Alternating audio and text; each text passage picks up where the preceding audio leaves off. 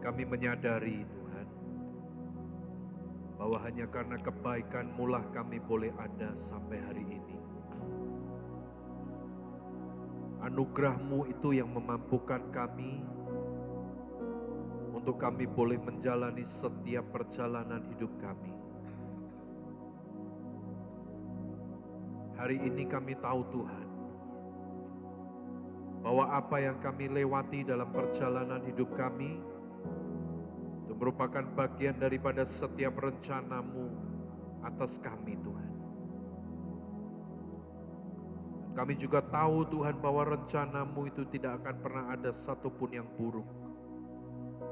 Sekalipun ada proses yang harus dijalani, tapi proses itu mendewasakan hidup setiap kami. Bahkan membuat kami makin melekat kepada-Mu Tuhan. Menginginkan Engkau lebih daripada apapun juga. Justru lewat setiap pembentukan yang Kau beri dalam hidup kami, membuat kami boleh makin memahami bahwa kasih-Mu itu makin sempurna atas setiap kami Tuhan. Terima kasih. Kami tidak akan pernah bisa balas kebaikan yang Kau beri buat kami dengan apapun juga, kecuali kami memberikan hidup kami bagi Engkau Tuhan. Malam hari ini kami ada di tempat ini. Satu hal yang kami tahu bahwa Kau ada di tengah-tengah kami. Dan biarlah lewat perjumpaan kami dengan Engkau malam hari ini, membuat hidup kami ini boleh memiliki kepekaan akan Engkau yang lebih lagi. Mengerti akan setiap apa yang menjadi keinginan hati-Mu. Melakukan apa yang menjadi kehendak-Mu Tuhan. Dan biarlah terlaksana setiap rencana-Mu yang sempurna atas setiap hidup kami Tuhan.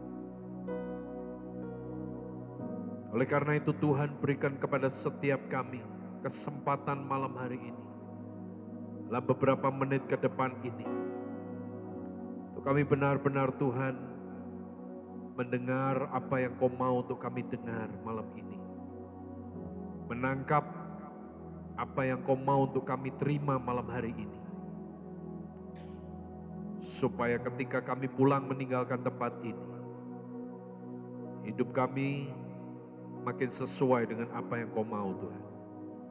Menyelesaikan setiap apapun yang Kau percayakan sampai tuntas. Terima kasih. Berikan roh hikmat dan wahyu buat setiap kami Tuhan. Pengurapan-Mu ada atas kami, supaya kami bukan cuma dengar firman-Mu, tapi dari hati kami punya kerinduan untuk kami mengalami akan firman-Mu. Mari Tuhan, beracara atas setiap kami dalam beberapa menit ke depan ini. Dan biarlah Kau saja yang dimuliakan, Kau yang ditinggikan, Kau yang dipuji, dan Kau yang disembah di atas segalanya. Dalam nama Tuhan Yesus Kristus. Mari semua kita umat Tuhan yang percaya berkata, amin. Silakan duduk Bapak Ibu saudara sekalian.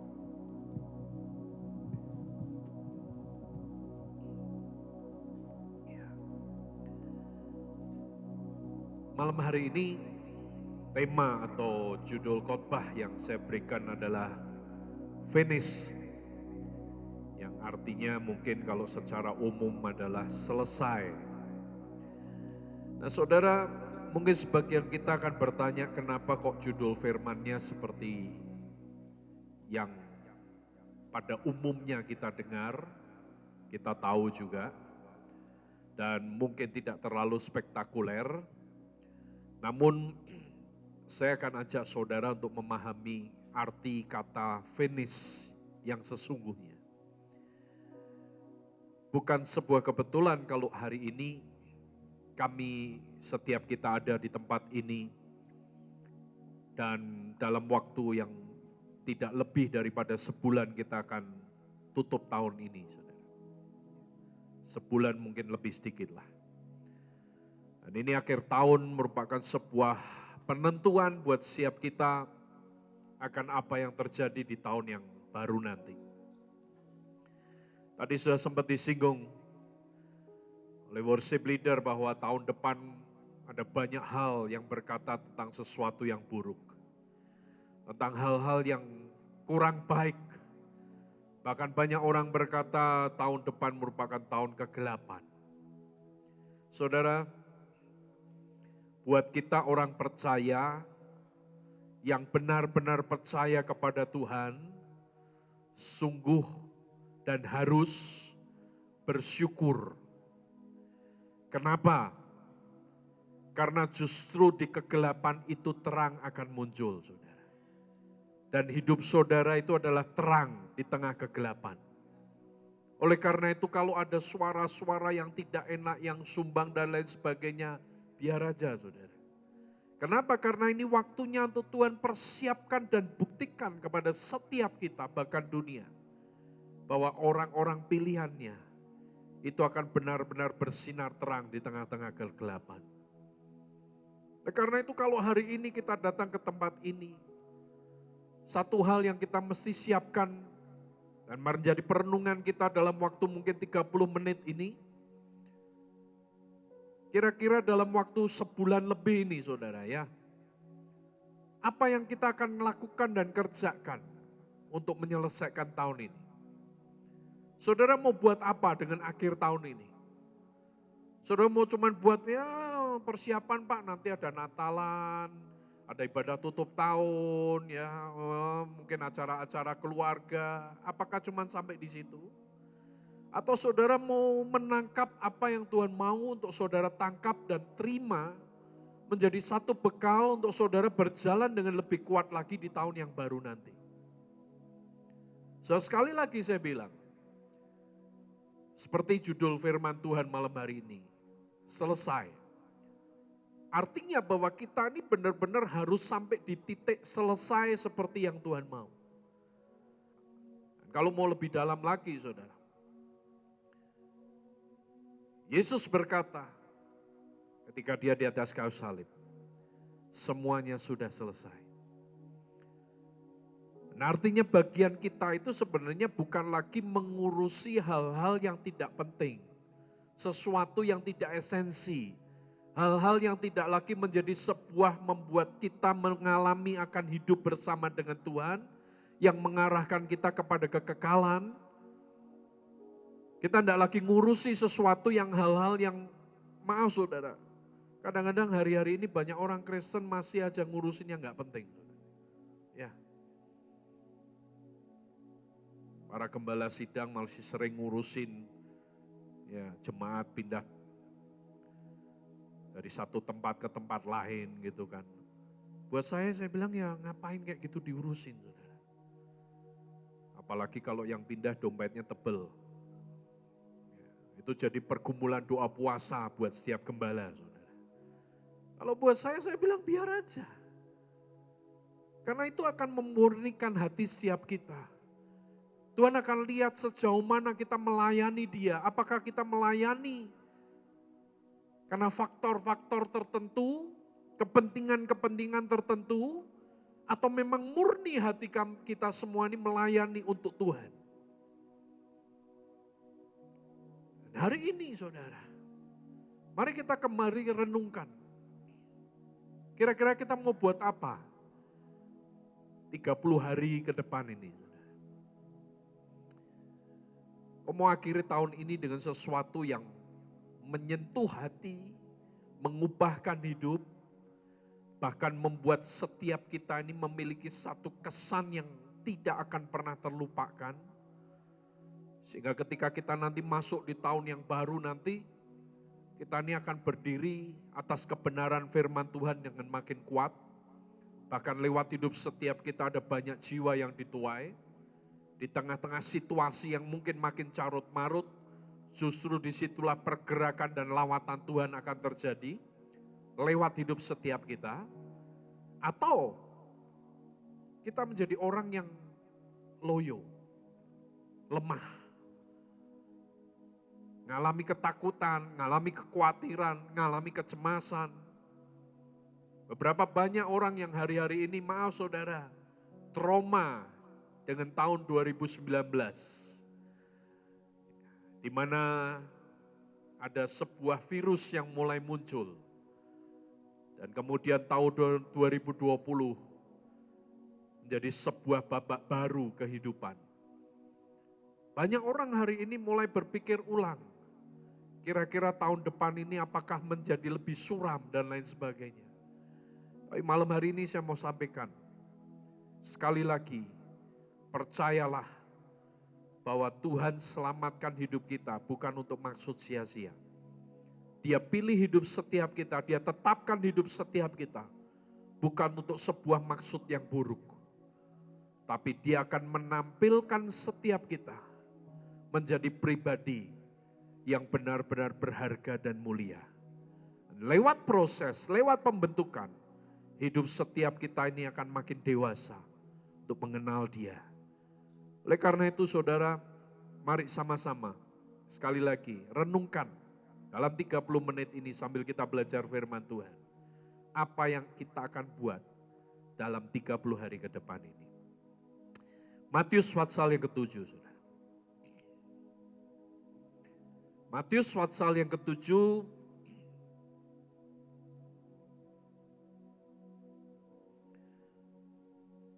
saya akan bacakan dari ayat yang ke-15. Judul perikopnya, hal pengajaran yang sesat. Waspadalah terhadap nabi-nabi palsu yang datang kepadamu dengan menyamar seperti domba, tetapi sesungguhnya mereka adalah serigala yang buas. Coba perhatikan, di ayat yang ke-15 ini ada satu peringatan yang Tuhan berikan. Kita harus memiliki sebuah hati dan hidup yang berwaspada. Terhadap apa? Terhadap yang namanya berita-berita palsu yang disampaikan oleh nabi-nabi palsu. Banyak orang gak sadar akan hal ini. Makanya saya selalu bilang, kalau kita ini tidak kuat merenungkan firman, kita akan dengan mudah terombang-ambingkan dengan berbagai macam angin pengajaran. Bahkan yang menyesatkan pun itu tidak akan pernah kita mengerti. Satu kali ada seorang yang ngobrol, tukar pikiran, dia bertanya. Dia bilang begini, Pak, bagaimana menurut Bapak kalau seorang gembala sidang atau mungkin salah satu pemimpin daripada sebuah gereja, dia menjangkau jiwa di diskotik, ya, di pub, di klub, saudara. Dan si orang ini berkata, jadi ini si hamba Tuhan ini pergi ke clubbing, ya, untuk kemudian dengan komunitasnya yang masih mungkin mabuk dan lain sebagainya ikut minum di situ. Dan itu dilakukan hari Sabtu, kemudian minggunya beribadah, saudara. Dan dia nanya apakah itu betul atau enggak. Saya bilang begini, saya enggak mau bilang betul atau enggak betul. Tapi buat saya, kalau kita kembali kepada firman, ketika Yesus itu datang kepada pemungut cukai, ketika Yesus datang kepada Sakius, apa ya Yesus jadi pemungut cukai dulu, saudara? Tidak pernah, saudara. Jadi dengan kata lain, kalau kita mau jangkau orang yang mungkin senang dengan dugem dan lain sebagainya, apa ya kita perlu ikut-ikut, saudara? Tidak perlu. Pada akhirnya singkat cerita sekian waktu, saudara, saya mendengar ternyata si hamba Tuhan ini mundur dari pelayanan. Kenapa? Karena banyak mabuknya, saudara. Nah, hal seperti ini kadang-kadang kita nggak sadar. Ada sesuatu di balik itu yang merupakan sebuah penyesatan. Tapi kita pikir di awal, wow ini luar biasa nih orang jangkau jiwa nih hebat. Endingnya hilang, saudara. Dan itu pilihan. Makanya saya bilang kita nih harus kuat dengan firman. Saudara mau dengarkan khotbah dari manapun orang berkhotbah, silakan, tidak ada salahnya. Mau hamba Tuhan dari Indonesia, dari luar negeri, dari manapun. Sekarang pakai media sosial sudah bisa dapatkan dan sudah bisa lihat, sudah bisa dengar berbagai macam pengupasan akan firman Tuhan, tidak ada salahnya. Tapi perenungan firman Tuhan kita pribadi dengan Tuhan, itu adalah kunci buat kehidupan kita. Karena kita tidak bisa berjalan berdasarkan pengalaman orang lain. Hamba Tuhan lain ngalami A, ngalami B, belum tentu kita di jalan yang sama, ngalami yang sama, belum tentu. Tuhan punya cara untuk mendewasakan hidup setiap kita. Maka kita perlu renungkan firman, supaya kita tidak tersesat. Ayat yang berikutnya dikatakan, dari buahnya lah kamu akan mengenal mereka. Dan ini menarik, saudara. Dari buahnya lah kamu akan kenal mereka. Makanya kalau saudara lihat orang hebat, itu jangan lihat di mimbar. Saudara. Lihat dalam hidup sehari-harinya. Realita hidupnya sesuai firman enggak? Karena orang itu ya di mimbar ini, itu bisa menampilkan segala hal yang luar biasa. Ibarat orang jual jamu, saudara. Ya, itu bisa ngomong mungkin dari A sampai Z diulang-ulang dengan berbagai macam metode dan teknis. Dan hari ini kalau saudara lihat banyak orang khotbah itu bagus-bagus, saudara. Hebat-hebat. Makanya saya bingung Bu Selvi ngapain ngundang saya, khotbah saya nggak ada bagusnya, ya kan Bu? Yang lain khotbahnya bagus-bagus, luar biasa, pengupasan firman-Nya dahsyat. Tapi pertanyaannya, apakah hidupnya sesuai dengan firman itu? Firman jelas bilang, dari buahnya kamu akan mengenal mereka. Dilanjutkan, dapatkah orang memetik buah anggur dari semak duri atau buah ara dari rumput duri? Demikian setiap pohon yang baik menghasilkan buah yang baik, sedangkan pohon yang tidak baik menghasilkan buah yang tidak baik. Dari buahnya kita tahu hidup orang tersebut, saudara. Makanya saya bilang, secara khusus maaf, buat para pelayan mimbar terutama. Saudara, kita mesti paham bahwa yang dilihat Tuhan itu bukan ketika kita di mimbar. Dalam hidup sehari-hari kita itu loh. Saudara mungkin bisa khotbah, saudara bisa menjadi worship leader, pemain musik yang dahsyat. Bahkan ketika kita berkhotbah, ketika kita bernyanyi, ketika kita main musik, orang mungkin ngalami lawatan Tuhan, nangis, mereka rebah mungkin. Tapi kalau hidup kita, keseharian kita nipu orang sana sini, munafik sana sini, gak sesuai dengan apa yang Tuhan mau, menurut saya tidak akan pernah berkenan di hadapan Tuhan. Dan itu yang Tuhan cari hari-hari ini. Orang yang punya hasil buah dari hidup yang sesuai dengan yang Tuhan mau. Tidak mungkin pohon yang baik menghasilkan buah yang tidak baik, ataupun pohon yang tidak baik menghasilkan buah yang baik. Nah ini sebenarnya kalau kita mau kupas lebih dalam, saudara, salah satu yang bisa membuat hidup kita menjadi pohon yang menghasilkan buah yang baik, pohon yang baik, itu adalah sikap hati. Dan orang banyak kali tidak bisa kontrol sikap hati ini. Padahal kalau kita mau lihat dari semua kebenaran firman Tuhan, yang paling sering Tuhan urus, itu adalah sikap hati.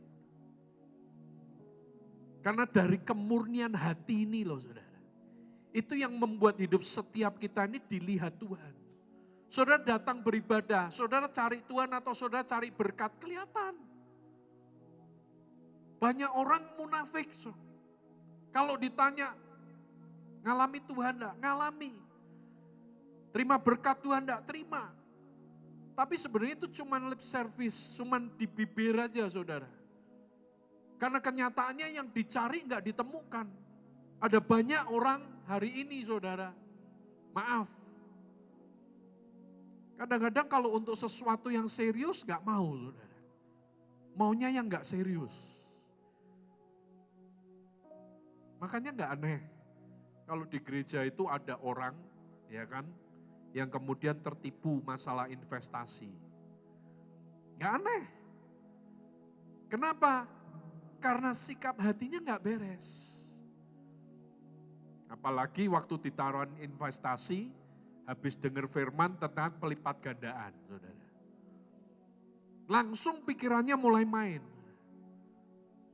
Padahal sebenarnya kalau saya bilang, saudara, selama kita ini memiliki hati yang benar, hati yang tulus, hati yang murni, berkat itu nggak usah dicari, itu akan ngikut hidup kita. Itu pasti. Kenapa? Karena Tuhan lihat ini orang siap, ini orang mampu. Jadi dia akan limpahkan. Tapi banyak orang sekarang maunya mancing, ikut Tuhan mancing, sok suci, sok kudus gitu kan, sok ramah. Ya. Padahal Tuhan ngerti sikap hati ini gak beres. Nah kalau kita mau jadi pohon yang baik, yang menghasilkan buah yang baik, salah satunya yang kita harus miliki, kita harus punya hati yang murni, hati yang tulus. Dan itu dimulai dari siapa? Dari diri kita sendiri. Kenapa? Karena firman Tuhan ngomong apa? Jagalah hatimu dengan segala kewaspadaan. Artinya bahwa Tuhan itu memberi kepercayaan kepada setiap kita untuk kita menjaga hati kita. Memang kita akan bilang, kita tidak mampu Pak. Ya, minta Tuhan mampukan untuk jaga hati kita.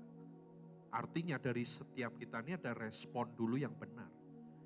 Untuk kita dimampukan oleh Tuhan untuk menjaga sikap hati kita. Ada banyak hal seringkali saudara, yang kita tidak sadar, hati kita ini punya kecenderungan penuh dengan kepahitan, penuh dengan iri, penuh dengan sesuatu yang buruk. Berapa banyak orang lebih mudah mengabarkan berita yang gak baik saudara, dibanding berita yang baik. Saudara lihat, berita negatif itu lebih cepat nyebar dibanding berita positif. Kenapa bisa demikian? Karena lagi-lagi saya bilang hati nggak beres. Contoh misalkan, tiba-tiba mungkin besok pagi Bu Silvi dikasih mobil mewah, ya kan? Ada orang berkatin, ya terima mobil harga 5 miliar misalkan begitu. Kalau kita nggak beres, kita mulai mikir mesti, wah ini pasti, ini Bu Silvi ini pakai uang AOC ini. Oh ini begini, ini begitu. Wah, mulai disebar ke yang lain. Jangan lagi datang ke situ, wah itu dipakai untuk memperkaya diri sendiri sama pimpinannya. Kenapa? Hati gak beres. Tapi kalau hati beres, lihat orang diberkati, kita akan ikut senang. Kita akan bilang Tuhan terima kasih. Dia diberkati Tuhan. Dan aku percaya pada waktu yang kau tentukan hidupku pun akan diberkati. Satu kali dalam satu keluarga, di keluarga kami saudara, ayah saya waktu itu masih ada. Dan mereka meeting, rapat membicarakan salah satu sepupu saya, jadi keponakan dari ayah saya. Karena nih keponakan ini ya boleh dibilang cukup istilahnya bermasalah dalam pekerjaan. Lalu kemudian satu kali tiba-tiba si keponakan ini berhasil dalam kerja. Jadi sekian tahun itu gak pernah berhasil. Rugi, dan rugi. Dikasih modal sama saudara-saudaranya juga gak pernah selesai. Akhirnya mulai berhasil. Ketika dia berhasil saudara, wah ini keluarganya mulai ngomongin. Wah itu begini, itu begitu dan lain sebagainya. Kumpul keluarga, terus papa saya bilang begini, kalian ini kenapa sih? Kok ngeributin itu si A? Dia sekarang diberkati ya kita ikut seneng harusnya. Wah mereka semua protes, oh tapi kan kita ini perlu curiga juga loh, ini kok bisa tiba-tiba dia seperti ini dan lain sebagainya. Papa saya cuma bilang begini, berarti dengan kata lain kamu ini lebih seneng dicariin dia, disusahin dia terus. Tiap kali datang minta uang, minta modal, lebih seneng begitu. Dibanding kamu melihat dia hidup berhasil. Yang lain mulai mikir, iya ya, sebenarnya kalau dia susah, kita juga ikut susah. Karena tiap hari nelponin sana sini cari uang, minta modal. Sekarang kalau dia diberkati, dia berhasil, sebenarnya kita rada nyaman sedikit. Karena dia sudah bisa dewasa, mandiri, tidak tiap kali cari kita buat kebutuhan. Nah, seringkali saudara, orang itu punya pemikiran yang terlalu sempit. Jadi ketika melihat sesuatu terjadi yang luar biasa, pikirannya jelek terus. Tapi kalau kita mau belajar hati yang murni, hati yang tulus, punya sebuah sikap hati yang benar, melihat orang lain mengalami keberhasilan, seharusnya kita ikut senang. Kecuali jelas-jelas kita tahu memang dia berhasil karena sesuatu yang tidak beres. Berilah teguran saudara. Tapi kalau karena dia bekerja, dia karena kesetiaannya, dia cari Tuhan, dia sungguh-sungguh, dia mengalami berhasil. Kita harus ikut senang. Nah kembali saudara, dari buahnya itu akan kelihatan hidup manusia. Hidup setiap kita yang Tuhan lihat sekali lagi, apakah yang kita hasilkan lewat perjalanan hidup kita. Apakah ada jiwa-jiwa yang terus ditambahkan lewat hidup setiap kita dituai, mereka ngalami Tuhan lebih lagi. Atau mereka orang-orang yang justru kalau ketemu kita malah takut, malah khawatir, malah cemas, malah malas ketemu, itu menjadi pertanyaan saudara. Dengan kata lain kalau orang malas ketemu kita berarti buah dari hidup kita itu tidak baik. Dan ini menjadi hal yang penting untuk kita perhatikan hari-hari ini. Jadi dari buahnya lah kamu akan mengenal mereka. Ini ayat yang ke-20 menjadi penegasan kembali dari ayat yang sebelumnya yang dikatakan dari buahnya lah kamu akan mengenal mereka. Ayat yang ke-16 dan ditegaskan di ayat yang ke-20 dari buahnya kamu akan kenal mereka. Dari hasil buah hidup ini kita akan tahu hidup setiap kita ini seperti apa dan orang akan lihat hidup setiap kita. Ayat yang ke-21, bukan setiap orang yang berseru kepadaku Tuhan, Tuhan akan masuk dalam kerajaan surga, melainkan dia yang melakukan kehendak Bapakku yang di surga. Saudara perhatikan di kalimat terakhir, dikatakan mereka yang melakukan kehendak Bapakku yang di surga. Melainkan dia yang melakukan kehendak Bapakku yang di surga. Siapa mereka? Mereka yang akan masuk dalam kerajaan surga. Dengan kata lain, kalau kamu mau masuk kerajaan surga, hal yang harus kamu lakukan adalah kehendak Bapa. Tidak ada tawaran lain. Cuman kehendak Bapa yang bisa membuat kita masuk dalam kerajaan surga. Cuman keinginan Tuhan, cuman rencana Tuhan yang kita lakukan. Itu yang membuat kita masuk dalam kerajaan surga. Nah, saya akan baca lebih lanjut dulu. Pada hari terakhir banyak orang akan berseru kepadaku, Tuhan, Tuhan, bukankah kami bernubuat demi namamu, mengusir setan demi namamu, mengadakan banyak mujizat demi namamu juga? Pada waktu itulah aku akan berterus terang kepada mereka dan berkata, aku tidak pernah mengenal kamu. Enyahlah daripadaku, kamu sekalian pembuat kejahatan. Saudara, ayat yang ke-22 ini menjelaskan bahwa pada hari-hari terakhir, pada waktu-waktu yang terakhir, nanti akan ada orang yang berkata bahwa Tuhan sudah menyembuhkan, mengusir setan demi nama Tuhan, dan lain sebagainya, bahkan banyak mengadakan mujizat. Tapi Tuhan tidak kenal mereka. Kenapa? Karena ternyata yang mereka lakukan bukan kehendak Tuhan. Mungkin kita berpikir begini, kok bisa Pak? Bagaimana mungkin kalau bukan kehendak Tuhan kok mujizat terjadi?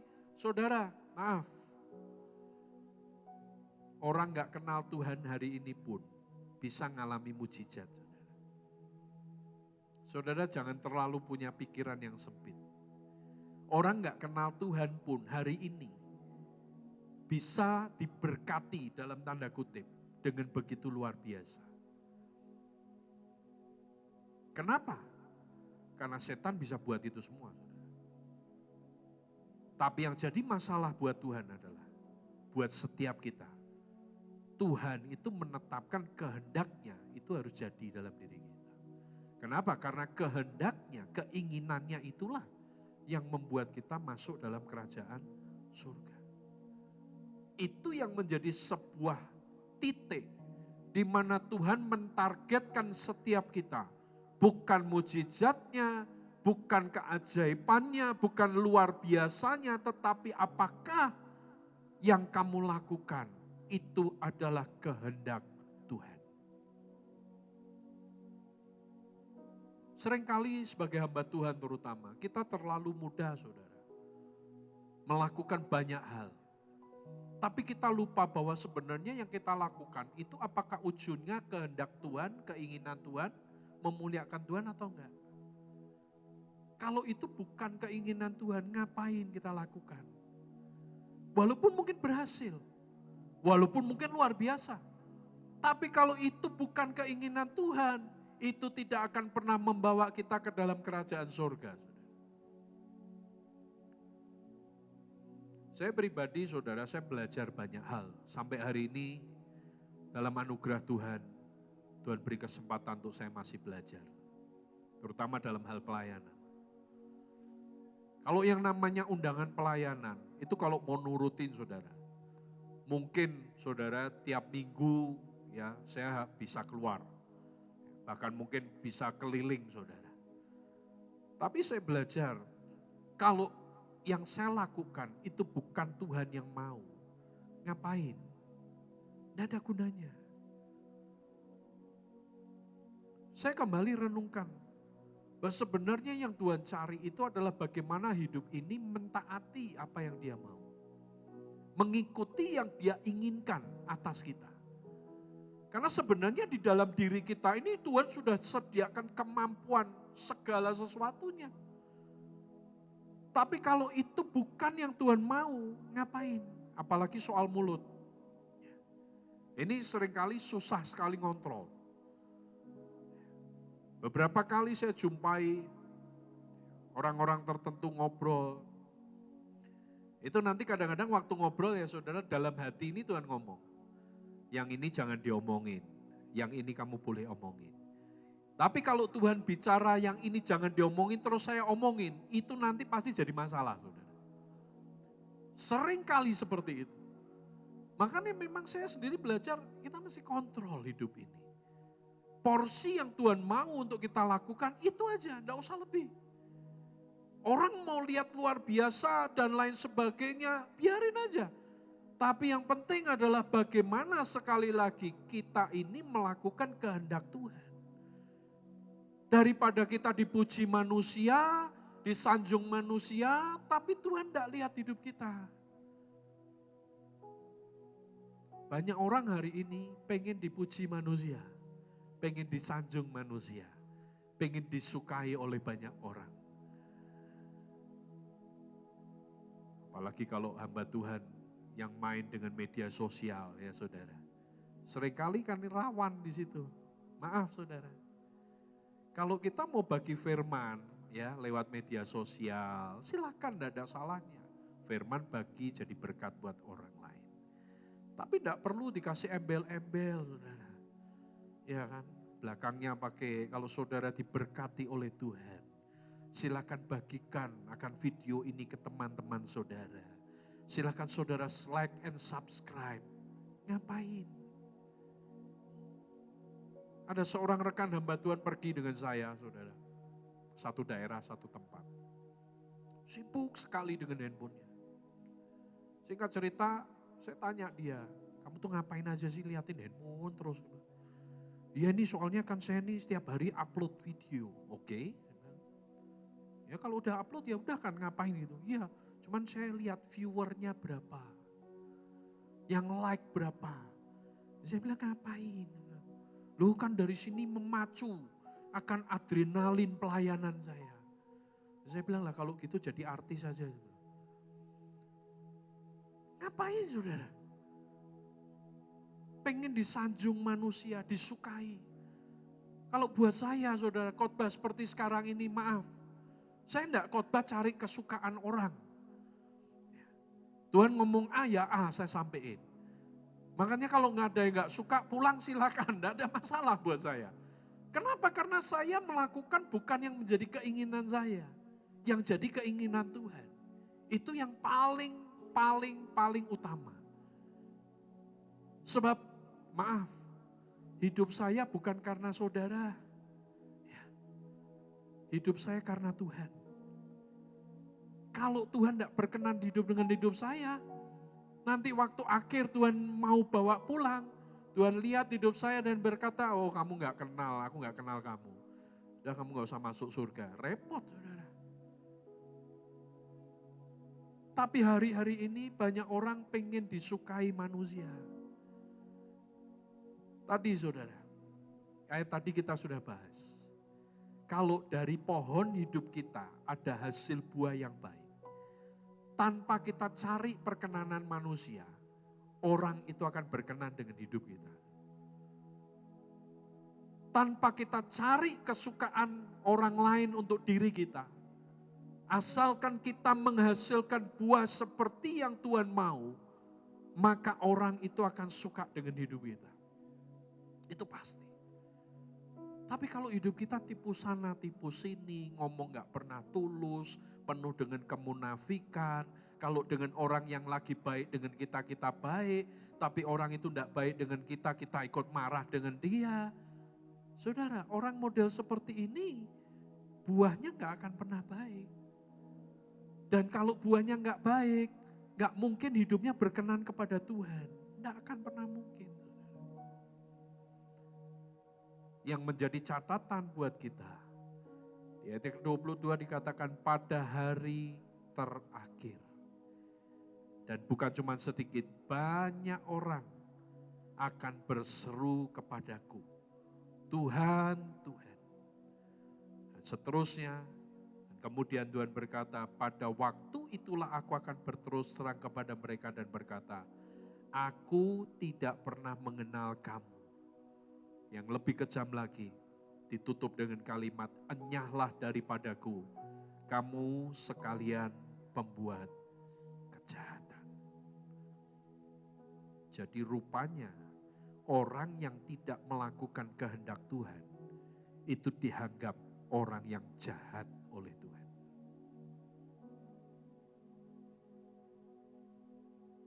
Pilihan ada dalam hidup kita. Sebulan ini kita mau benar-benar selesai seperti yang Tuhan mau di tahun ini dengan melakukan kehendak Tuhan. Atau kita mencari kepuasan yang sementara waktu. Yang pada akhirnya itu membuat pondasi hidup kita rapuh. Dan tahun depan saudara tidak akan pernah kuat berdiri. Karena Tuhan tidak berkenan dalam hidup setiap kita.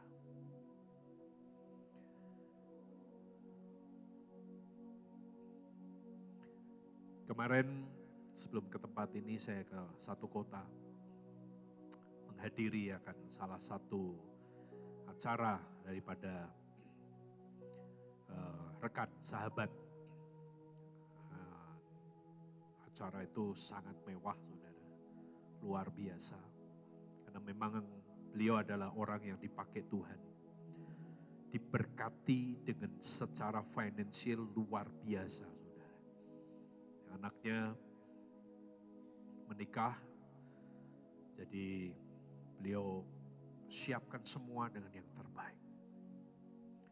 Saudara, ini kemarin acara dia nggak ngomong apapun karena udah ada MC-nya, anaknya yang bicara dan lain sebagainya. Jadi dia diam aja.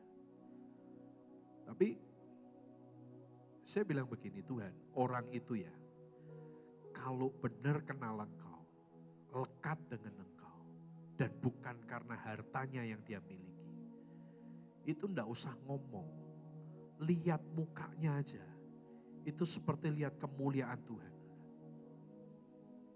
Waktu anaknya speech, kasih ucapan terima kasih ke orang tuanya. Saya lihat dia keluar air mata. Waktu dia keluar air mata, saya ingat cerita dia. Satu kali dia bilang ngomong ke saya, dia bilang begini, Tuhan buat saya diberkati luar biasa. Saya tahu ini karena Tuhan. Dia bangun semua usaha, benar-benar murni, tanpa uang hutang. Sampai Tuhan beri kesuksesan yang benar-benar sukses berhasil. Tapi waktu itu dia ngomong gini, tapi jujur Pak, terakhir saya bilang, Tuhan, aku boleh terima semuanya ini. Tapi kalau Engkau tidak berkenan dalam hidupku, semuanya sia-sia. Dia cerita, saya punya anak, 3 dia bilang. 3 anak ini secara rohani, dia bilang biasa. Waktu mereka pergi ke luar negeri untuk sekolah, tiap hari si bapak ini doain anak-anaknya. Bapak ini cuma bilang begini, Tuhan, aku mohon supaya anak-anakku ini kenal Engkau. Sebab tanpa kenal Engkau, semua yang aku miliki dan aku akan tinggalkan ke mereka, gak akan ada gunanya. Luar biasanya saudara, justru ketika anak-anaknya ini ke luar negeri, yang dengan kegemerlapan kehidupan, semua anaknya ketemu Tuhan, ngalami Tuhan. Jadi kemarin waktu speech anaknya ngasih kata ucapan terima kasih, tidak ada satupun mereka sebutkan terima kasih karena kekayaan atau harta yang orang tuanya miliki. Mereka semua ngomong, saya berterima kasih karena orang tua yang takut akan Tuhan. Saudara, malam hari ini saya nggak akan panjangkan firman. Tapi sekali lagi dalam anugerah Tuhan, sisa hidup kita nggak akan pernah tahu sampai kapan. Tapi yang kita tahu, kasih Tuhan itu makin sempurna dalam hidup kita. Jangan biarkan engkau lewatkan kesempatan yang Tuhan beri untuk kita selesaikan semuanya dengan tuntas. Supaya apa?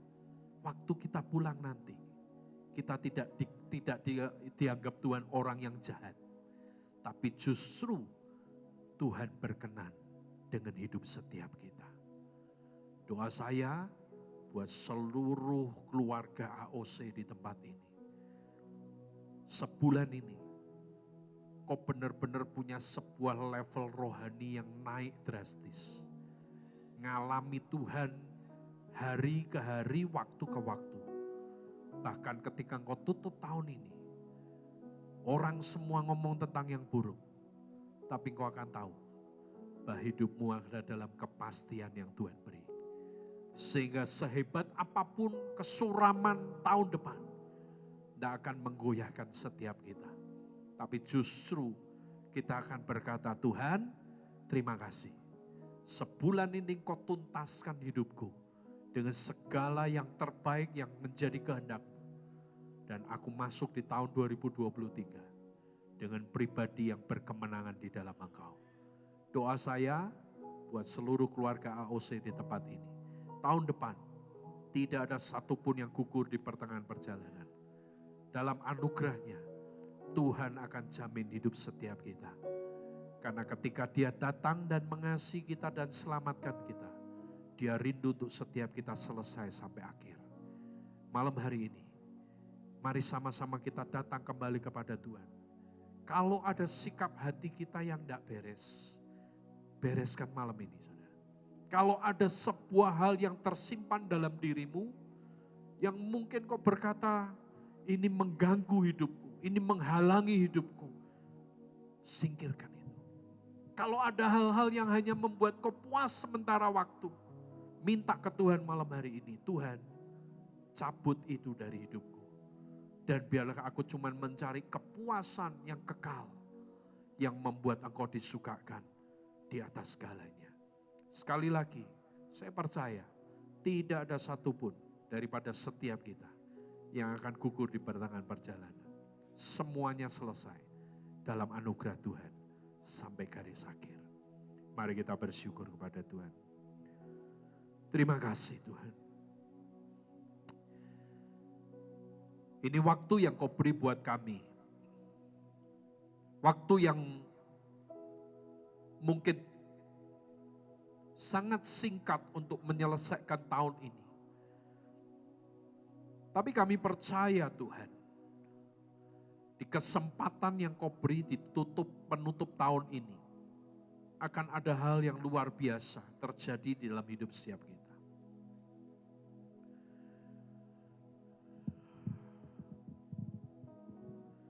Kalau ada dari Bapak Ibu Saudara sekalian yang malam hari ini hadir,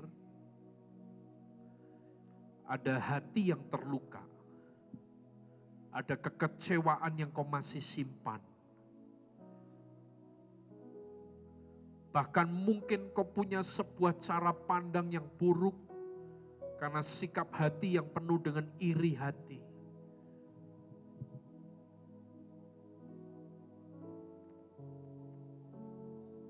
Buat saudara yang mengalami hal yang demikian,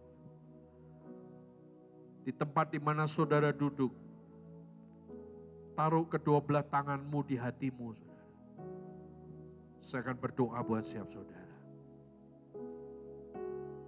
Mungkin kau menyimpan sebuah perasaan yang begitu menyakitkan, dan itu belum lepas dari hidupmu.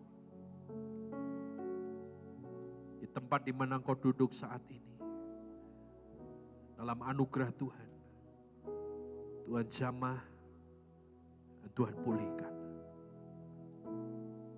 Hambamu berdoa di dalam nama Tuhan Yesus. Kalau ada dari umatmu Tuhan yang malam hari ini, dari hatinya ada sebuah hal yang terselubung, yang menutupi karena kekecewaannya, karena iri hati, karena kedukaannya, karena hal-hal yang dialami yang menyakitkan, menggores akan hati dan melukai akan hati tersebut. Malam hari ini biarlah kiranya belas kasihan-Mu turun Tuhan, memulihkan, memperbaharui, membebat setiap hati yang luka, supaya umat-Mu memiliki hidup yang berkemenangan di dalam Engkau Tuhan. Jamah Tuhan, jamah, jamah Tuhan. Makasih, terima kasih Tuhan.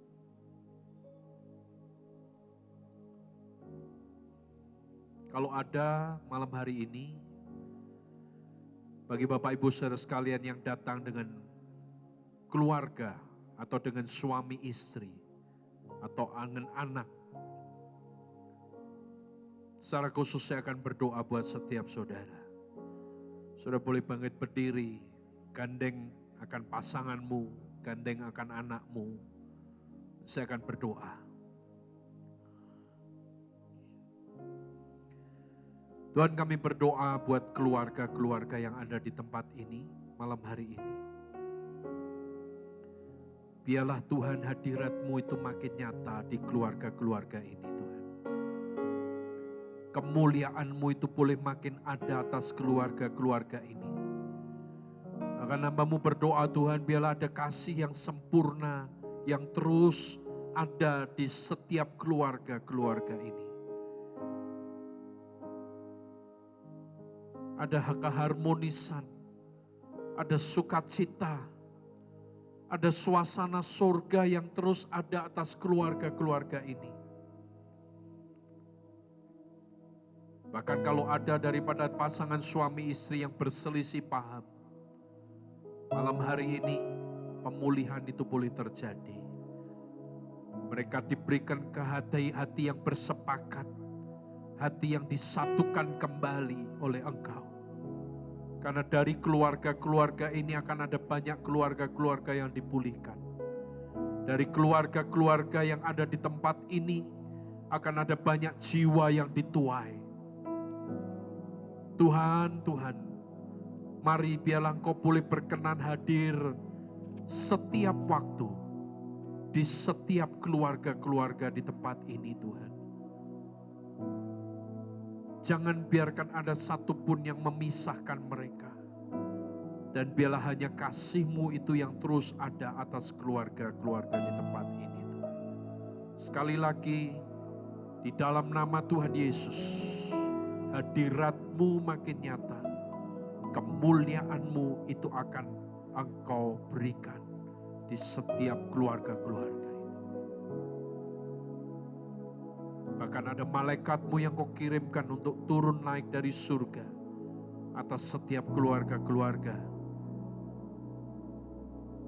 Penyertaan-Mu sempurna. Penyertaan-Mu sempurna, Tuhan. Berkat terbaik rohani jasmani mereka terima. Mulai malam hari ini tidak akan ada satupun keluarga yang hidup berkekurangan. Tapi semua mereka dilimpahkan segala yang terbaik. Bahkan lewat hidup setiap mereka, mereka jadi berkat bagi banyak orang. Sekali lagi Tuhan, kasih-Mu, sukacita-Mu, damai sejahtera yang daripada Engkau ada atas setiap keluarga-keluarga ini Tuhan. Di dalam nama Tuhan Yesus, terjadi semua yang Kau inginkan. Nama-Mu dimuliakan di atas segalanya. Terima kasih Tuhan. Kami bawa kembali segala pujian, hormat, kemuliaan, sanjungan hanya bagi Engkau. Sebab Engkau yang layak untuk terima semuanya itu. Dalam nama Tuhan Yesus Kristus. Oleh sebab kita umat Tuhan berkata,